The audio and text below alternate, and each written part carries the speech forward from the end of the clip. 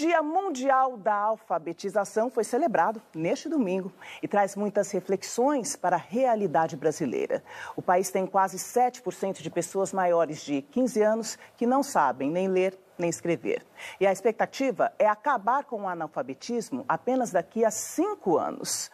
Nós fomos até uma escola municipal na Zona Oeste de São Paulo que faz parte do Pacto Nacional pela Alfabetização na idade certa. Mais da metade da vida do professor José tem sido dedicada à alfabetização. São mais de 20 anos observando e se adaptando às mudanças que cada nova turma traz para a sala de aula. No começo, era muita questão das sílabas. E a criança chega na escola já conhecendo textos, já ouvindo histórias. Então, por que eu vou minimizar, começando com um pedacinho invisível no meio de uma história imensa? Se eu posso começar pela alegria, pela fantasia da história. Recortar todos os alimentos. Além da mudança na metodologia, o professor também trabalha sabendo que cada criança aprende no seu próprio tempo. Por exemplo, na atividade do dia da reportagem, enquanto os colegas listaram uma série de frutas, um dos alunos teve dificuldade com a banana, mesmo com a ajuda de outros recursos como esses cubos. No fim, a banana ficou sem B, mas só dessa vez. Antes falava de comer letra, ela não está comendo letra. Na hipótese dela atual, o ba, colocando a, já satisfaz.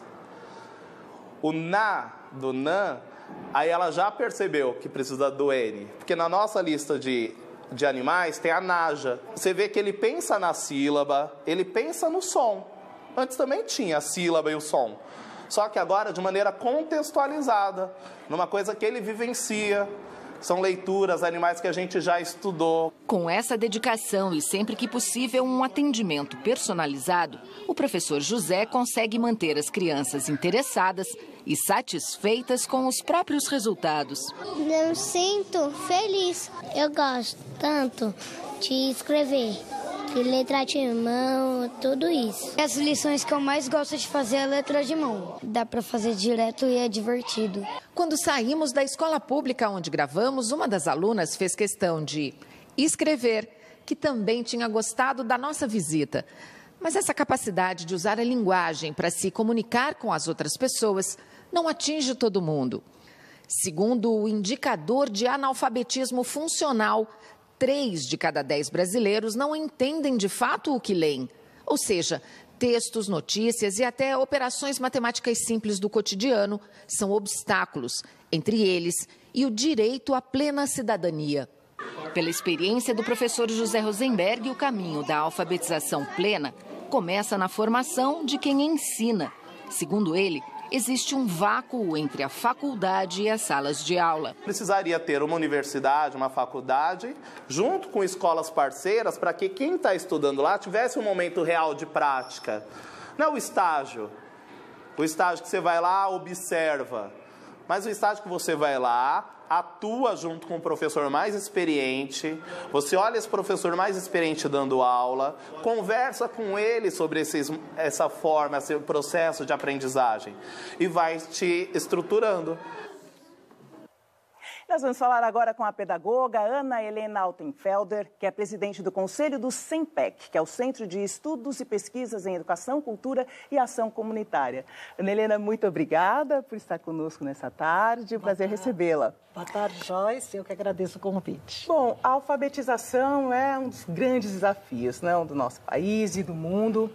Como o Brasil está em relação à diminuição do analfabetismo? Olha, nós avançamos muito nos últimos 70 anos. Em 1950, mais da metade da população era analfabeta, né?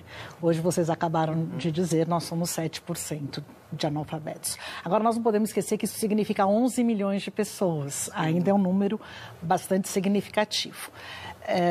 E a preocupação agora, que eu acho que é o grande desafio do Brasil, é erradicar o analfabetismo, mas também com a população que foi para a escola, mas que não conseguiu se alfabetizar plenamente, não conseguiu alcançar os níveis mais... Que é o que a gente mostra na reportagem, exatamente, né? Pessoas exatamente. que estão cursando, foram alfabetizadas, mas ainda têm dificuldades de fazer os cálculos básicos e a leitura básica.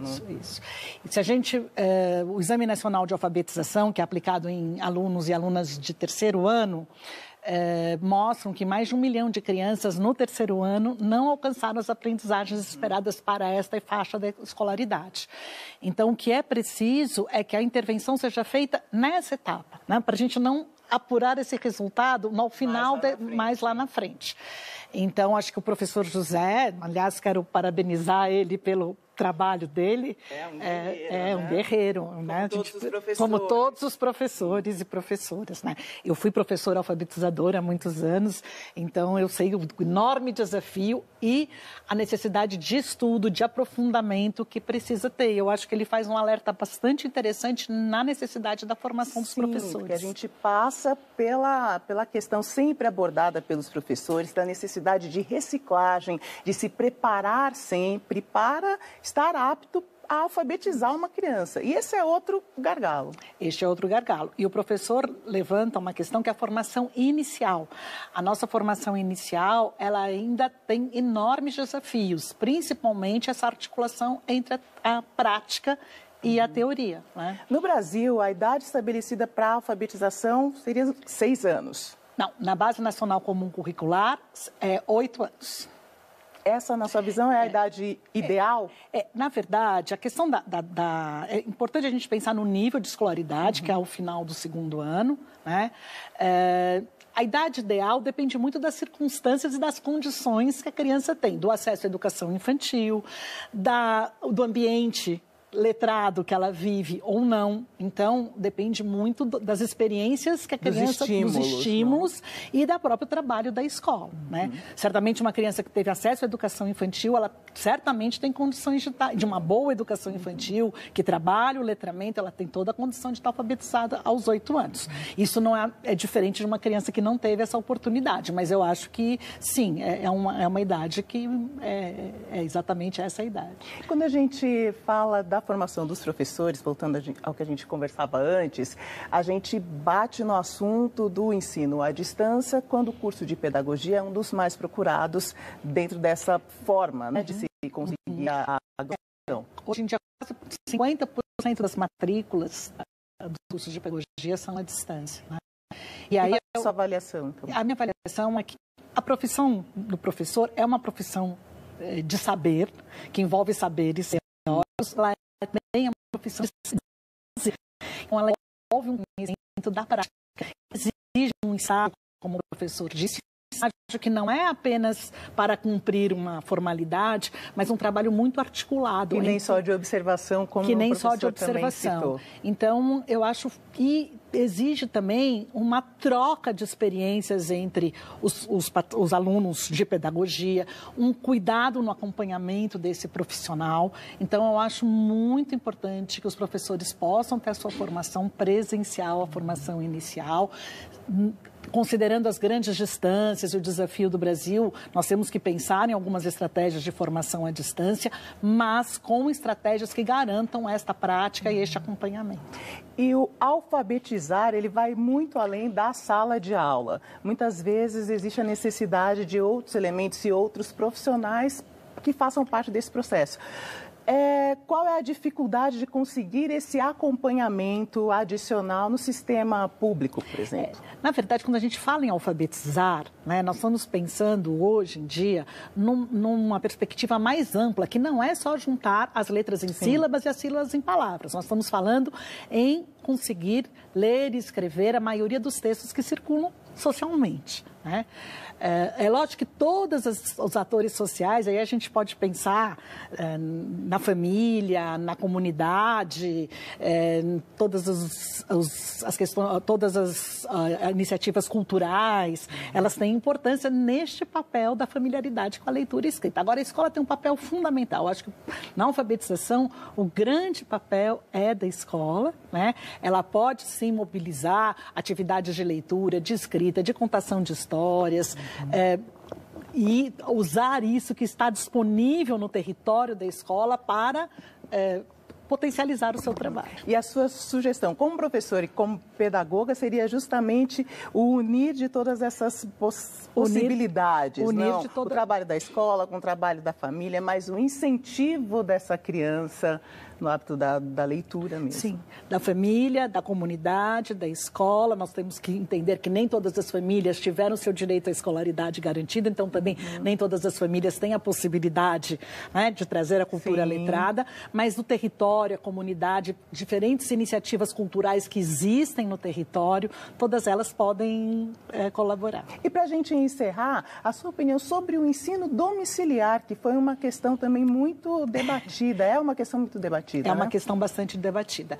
Veja, eu acho que o ensino domiciliar, pessoalmente como professora, como pedagoga, eu acho fundamental que as crianças possam ter a oportunidade de interação, de conviver em outros espaços sociais que não sejam aquele só da família. Então, acho que a escolarização, pela sua possibilidade de socialização, é fundamental. Por outro lado, a gente veja, vamos pegar o exemplo da alfabetização. A alfabetização é alguma coisa bastante complexa, que envolve um conhecimento técnico, científico, profissional. Então, não é qualquer pessoa que pode alfabetizar, né? E como política pública, eu tenho uma grande preocupação, porque a gente tem que pensar que nós ainda temos quase 2 milhões de crianças fora da escola, 2,5 milhões de crianças em trabalho infantil. Então, o que a gente tem que fazer é garantir que essas crianças estejam dentro da escola e tem que proteger as crianças que estão em trabalho infantil de situações que possam acirrar e ampliar essa questão, né? Ou seja, muito trabalho pela frente. Muito trabalho pela frente. Ana Helena, muito obrigada pela sua participação. Até a próxima. Muito obrigada. Bom, olha, no Espaço das Artes, hoje nós vamos receber uma contadora de histórias, que é a pedagoga também, que vai falar com a gente sobre educação, a Moniza Maciel. Boa tarde, Moniza, uma alegria recebê-la também. Obrigada. Você também tem uma vivência com a alfabetização das crianças e usa a contação de histórias justamente nessa fase inicial. Exatamente, eu trabalho somente com projetos de contação de histórias, com crianças da fase inicial até o 5º ano, e é realmente visando isso. É a mediação da leitura, a criança como protagonista encenando a história, a oralidade, as rimas, a sonoridade é muito importante e tudo isso nós vamos preparando a criança para essa vivência gradativa do processo de alfabetização. Então é um elemento muito rico, né? É extremamente importante esta vivência com a criança inserida no universo da literatura. Você pode contar pra gente, claro. Então, uma história? Vamos aquecer a imaginação. Vamos imaginar uma mãe, a mãe, juntamente com o filho. O menino questionou que o mundo era engraçado, que ele via muitas coisas nos pacotes, nos ônibus, mas ele não sabia entender, eram códigos. A mãe explicou que ele deveria ir para a escola para compreender isso. Quando ele chegou na escola, a professora foi mostrando cartazes coloridos e o menino foi olhando, porque aquele cartaz dizia A de ave, e as crianças diziam E quando ele saiu da escola, aconteceu algo mágico. Ele começou a observar e a procurar, e como mágica, parecia que em todos os lugares se pintaram a letra A que a professora falou. No outro dia, aconteceu de novo. A professora apresentou cartazes coloridos com a letra D. E aí era D de dado, D de doce, de doçura, de diamante. E novamente a mágica aconteceu. Por onde ele passava, ele encontrava pintado a letra D. O menino, então, foi ficando encantado. E um dia, ele perguntou para o pai o que era isso. O pai falou que era o letramento, que o menino estava aprendendo a ler e a ver. E cada dia acontecia essa ação mágica das letras aparecerem na sua frente. Foi então que um dia, retornando da escola, pois todo dia era uma novidade, uma letra nova que se desenhava e aparecia para ele diante dos seus olhos. E quando ele viu a placa da sua rua, da sua casa, ele ficou maravilhado, encantado, pois ele conseguiu juntar as letras e, finalmente, o ato da leitura. Foi aí que ele entendeu que ele estava lendo, vendo tudo aquilo que foi construído a partir da aula com a professora. O menino que aprendeu a ver, de Ruth Rocha. Ai, muito obrigada, Obrigada, Moniza. Joyce. Muito interessante. Parabéns Obrigada. pelo seu trabalho. Olha, e daqui a pouco você vai ver aqui no JC1 um levantamento que mostra que no Brasil, a cada 4 minutos, uma mulher é agredida por um homem. Também notícias internacionais, Ilhas Maurício, a última parada para o Papa Francisco no